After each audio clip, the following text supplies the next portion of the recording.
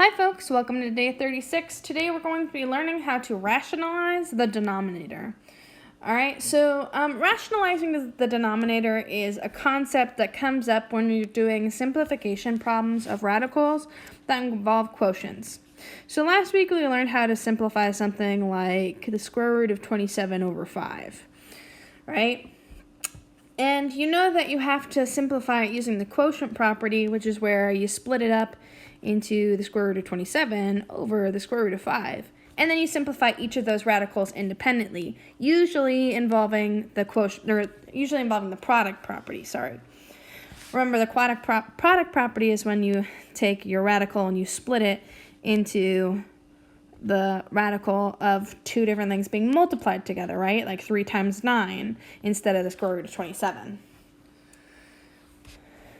But see, when this happens, sometimes when we're simplifying, we're left with a square root on the bottom, right? Because if we were to simplify this fully, we have the square root of 3 times 9 divided by the square root of 5. And we know from last week that the square root of 3 times 9 can be split into the square root of 3 times the square root of 9 divided by the square root of 5.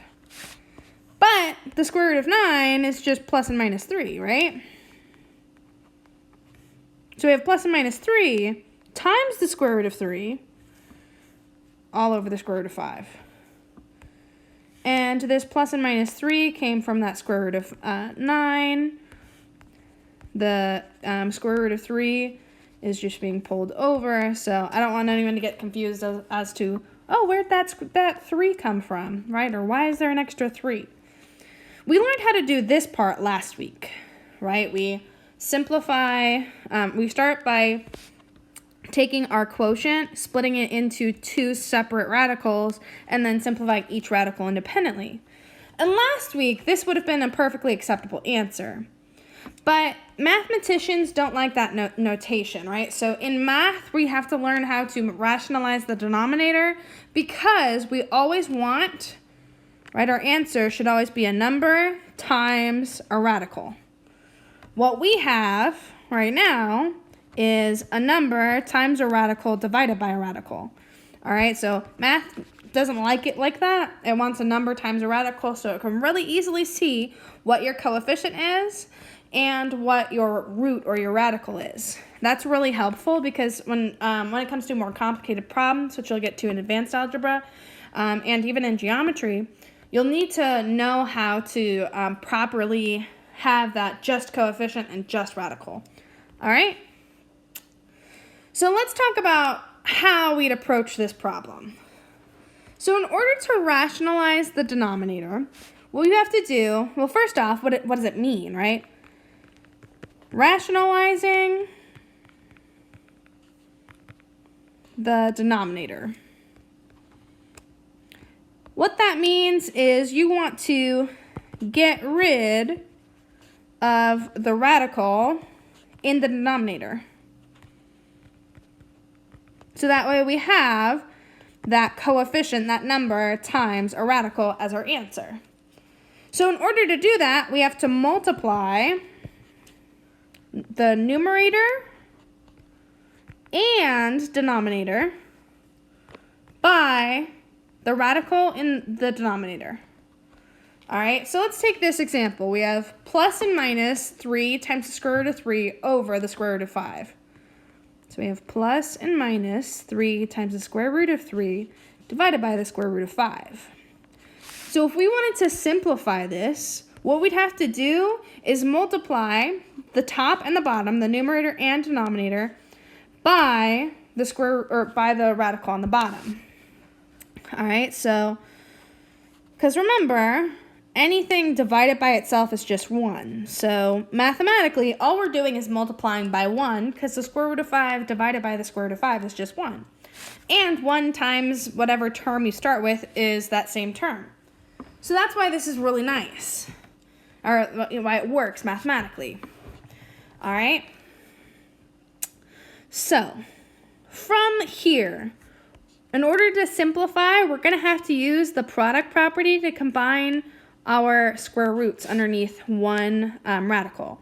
All right, so from here, our next step would be we'd have plus and minus 3 times the square root of 3 times the square root of 5 over the square root of 5 times the square root of 5. All right? But remember, the product property was that one that said, hey, if you have the square root of a times the square root of b, that's the same thing as the square root of a times b, and vice versa. So what we can go ahead and do is take our square root of 3 and our square root of 5, combine those underneath one radical, and then combine our square roots of 5 underneath one radical.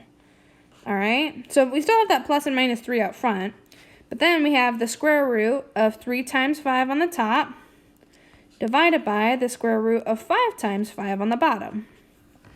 All right, then we can just go ahead and simplify the radicals.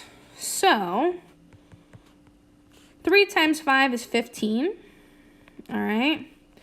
And we know that 15 can only be made with 1 times 15 and 3 times 5, so it doesn't simplify anymore. And then on the bottom, we have 5 times 5, which is 25. But remember, that square root of 25, that's a perfect square. The square root of 25 is just 5. So you'll end up with plus and minus 3 times the square root of 15 on the top, divided by, instead of the square root of 25, you have divided by 5. You'll see most of the time mathematicians will write it like plus and minus 3 divided by 5 times the square root of 15. Doesn't really matter how you write it. They're all the same to me. All right, but that is how you rationalize a denominator. If you notice, it's actually, you can actually have a shortcut because we ended up with 5 on the bottom, right? And we started with the square root of 5 on the bottom. So anytime you multiply a radical by itself, you just get whatever number's inside the radical. All right? So, for example, the square root of 6 times the square root of 6, well, that's just equal to 6. All right? And you can, again, go through and do that same thing, or you're utilizing the product property to see that that would be 6 times 6, which is 36, and the square root of 36 is just 6. All right? Or square root of 3 times the square root of 3. That's just positive 3, right? Or technically positive and negative 3. Or square root of 2 times the square root of 2. That just gives you 2, all right? So this is a trick that you can use to actually simplify it even quicker, okay? I do have another example in the notes, which has a little bit more explanation if you felt like this wasn't enough in terms of rationalizing the denominator. But again, it's just taking what we learned last week, right? This, everything up here, all of this stuff, this is all from last week. So we took what we learned last week, and then we just add to it, right? So we add this extra step of multiplying the numerator and the denominator by the denominator. All right, and when we do that, we're just left with this. For the numerator, all that's different is the number inside gets multiplied by the denominator, right? So that's why our, instead of square root of 3, we now have square root of 15, because 3 times 5 is 15. All right, so that's all you're going to do for your assignment today is you're going to take the problems, all right, and you're going to simplify. Start by simplifying just like we did last week, all right? So use any factor trees that you need. You can do separating using product property, separating using quotient property, all right? The only piece that we're adding today is you're just multiplying the top and the bottom by the bottom. Once you simplified it as much as you could from last week, right, like we have right here, we multiply the top and the bottom by the bottom, all right? Multiply the numerator and denominator by the denominator. So that's all you're going to do. Make sure you're shooting me emails if you have any questions, okay? Best of luck to you.